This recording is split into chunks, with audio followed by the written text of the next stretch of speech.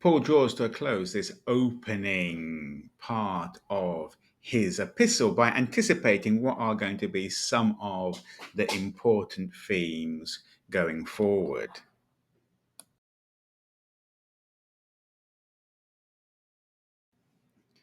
Paul has become convinced that it is in the best interest of the Philippians that he returns for them, and convinced that this will happen.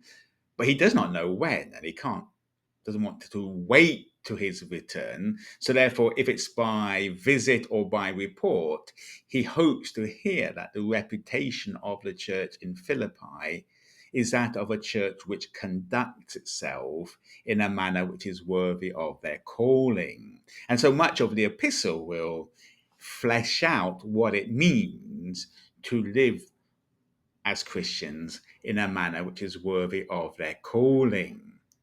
He wants to find out that they have a reputation of standing firm in unity, in one spirit. And therefore, much of the epistle will teach about the kind of attitude, the kind of disposition towards one another that is required to stand firm together in unity. Yet this is not any kind of unity. It is unity contending for the gospel, for the faith of the gospel. And also throughout the epistle, Paul will unpack what it means to believe in the gospel, what the gospel is, and what its implications are.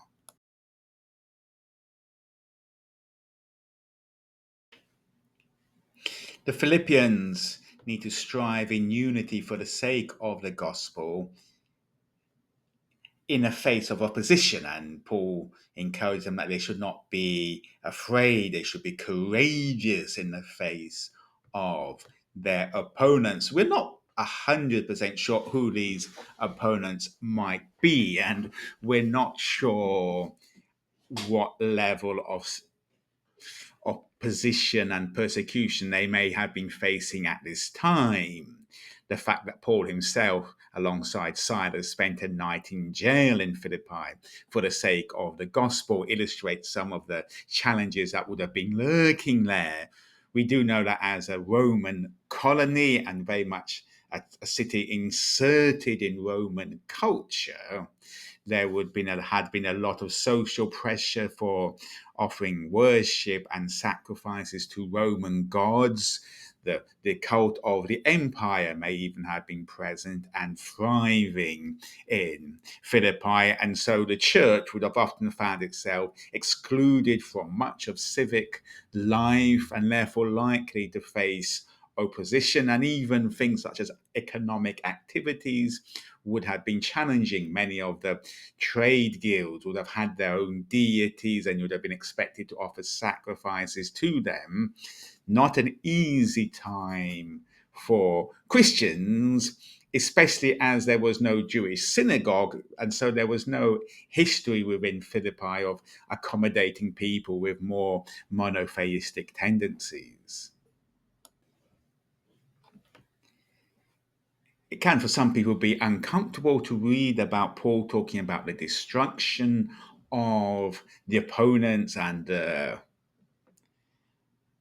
faithful conduct of the Philippians being a sign of destruction for their opponents and of salvation for them.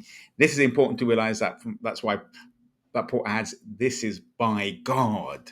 Destruction, vengeance, that is God's prerogative. The Philippians are called, like all Christians, to live godly, peaceful lives. The attitude of the Christians towards their opponents should be of love, should be of trying to live in peace. And the hope would be that through their worthy conduct, through their unity in the gospel, the Christians in Philippi might win over some of their opponents. Nonetheless, their godly conduct, their faithfulness to the gospel is not only a sign of their salvation, but also a sign of the condemnation their opponents will receive on a day of judgment.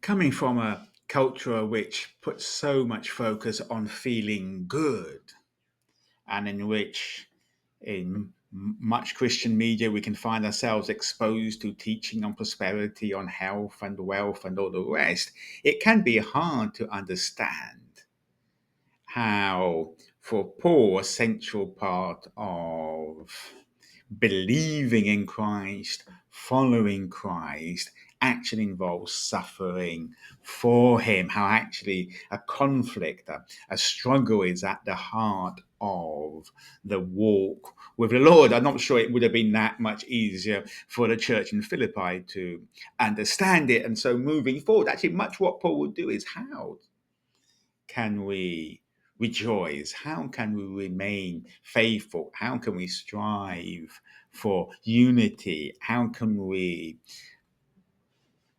contend for the faith of the gospel in the face of the struggles, the oppositions, the conflict, which often characterize day to day life?